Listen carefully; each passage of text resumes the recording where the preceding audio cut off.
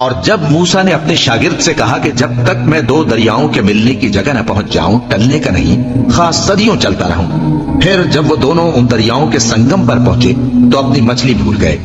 پھر اس مچھلی نے دریا میں سرنگ کی طرح اپنا رستہ بنا لیا۔ جب آگے چلے تو موسیٰ نے اپنے شاگرد سے کہا کہ ہمارا کھانا لاؤ، اس سفر سے ہم کو بہت تکان ہو گئی ہے۔ اس نے کہا کہ بھلا آپ نے دیکھا کہ جب ہم نے اس چٹان کے پاس آرام کیا تھا تو میں مچھلی وہیں بھول گیا، اور مجھے آپ سے اس کا ذکر کرنا شیطان نے بھلا دیا، اور اس مچھلی نے عجیب طرح سے دریا میں اپنا رستہ بنایا۔ موسیٰ نے کہا یہی تو وہ مقام ہے جسے ہم تلاش کرتے تھے۔ تو وہ اپنے پاؤں کے نشان دیکھتے دیکھتے لوٹ گئے۔ وہاں انہوں نے ہمارے بندوں میں سے ایک بندہ دیکھا جس کو ہم نے اپنے ہاتھ سے رحمت خاص سے نوازا تھا اور اپنے پاس سے ایک خاص علم بخشا تھا۔ موسیٰ نے ان سے جن کا نام خضر تھا کہا کہ جو علم اللہ کی طرف سے آپ کو سکھایا گیا ہے، اگر آپ اس میں سے مجھے کچھ بھلائی کی باتیں سکھائیں تو میں آپ کے ساتھ رہوں۔ خضر نے کہا کہ تم میرے ساتھ رہ کر صبر نہیں کر سکو گے، اور جس بات کی تمہیں خبر ہی نہیں اس پر صبر کر بھی کیسے سکتے ہو؟ موسیٰ نے کہا اللہ نے چاہا تو آپ مجھے صابر پائیے گا، اور میں آپ کے ارشاد کے خلاف نہیں کروں گا۔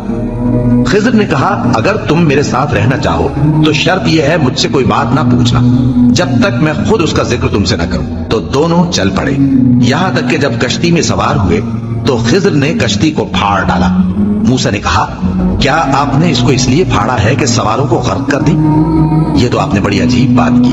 خضر نے کہا کیا میں نے نہیں کہا تھا کہ تم میرے ساتھ صبر نہ کر سکو گے؟ موسیٰ نے کہا کہ جو بھول مجھ سے ہوئی اس پر مواخذہ نہ کیجیے اور میرے معاملے میں مجھ پر مشکل نہ ڈالیے۔ پھر دونوں چلے، یہاں تک کہ رستے میں ایک لڑکا ملا تو خضر نے اسے مار ڈالا۔ موسیٰ نے کہا کہ آپ نے ایک بے گناہ شخص کو ناحق بغیر قصاص کے مار ڈالا، یہ تو آپ نے بری بات کی۔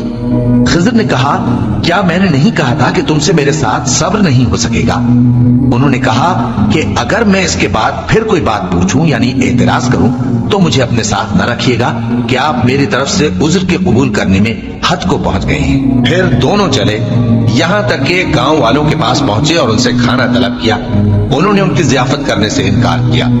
پھر انہوں نے وہاں ایک دیوار دیکھی جو گرا چاہتی تھی تو خضر نے اس کو سیدھا کر دیا۔ موسیٰ نے کہا کہ اگر آپ چاہتے تو ان سے اس کا معاوضہ لے لیتے تاکہ کھانے کا کام چلتا۔ خضر نے کہا کہ اب مجھ میں اور تم میں علیحدگی، مگر جن باتوں پر تم صبر نہ کر سکے میں ان کا تمہیں بھید بتائے دیتا ہوں کہ وہ جو کشتی تھی غریب لوگوں کی تھی جو دریا میں محنت کر کے یعنی کشتیاں چلا کر گزارا کرتے تھے، اور ان کے سامنے کی طرف ایک بادشاہ تھا جو ہر اچھی کشتی کو زبردستی چھین لیتا تھا۔ تو میں نے چاہا کہ اسے عیبدار کر دوں تاکہ وہ اسے غصب نہ کر سکے، اور وہ جو لڑکا تھا اس کے ماں باپ دونوں مومن تھے۔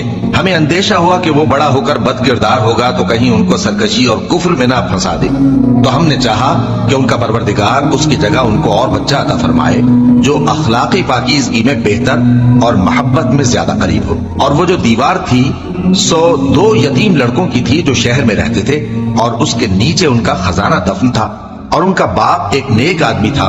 تو تمہارے پروردگار نے چاہا کہ وہ اپنی جوانی کو پہنچ جائیں اور پھر اپنا خزانہ نکالے۔